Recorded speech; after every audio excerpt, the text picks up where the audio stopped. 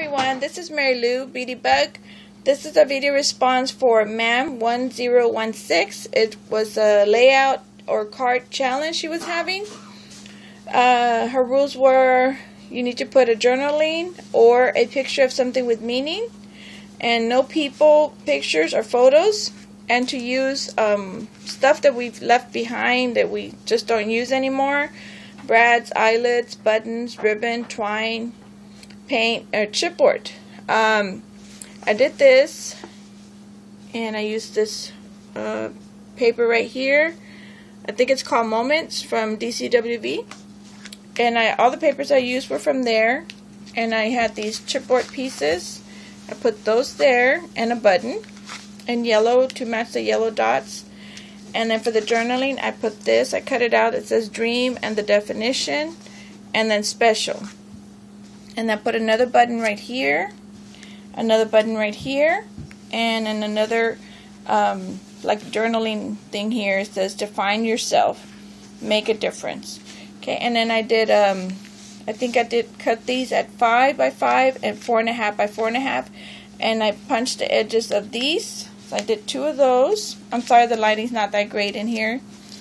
And I put a paper clip brad up here. You could add some journaling or extra photos, or photos not sure what you're going to do with them. And then here I added these flowers that I had. Some of these are from the Prima jar, and then some of these are from another, I think it was a recollection set I had from a long time ago. And then I used mixed brads. I layered those, and I put different brads on all of them. So I try to stay within the colors, and instead of using the regular flowers or dimensional flowers, I used the ones that I can layer and use brads on. I didn't put ribbon or twine on it. I think I already added a lot on here, but maybe I can add another little area here, or some journaling of whatever pictures they are. And you hear my grandson in the background. Okay.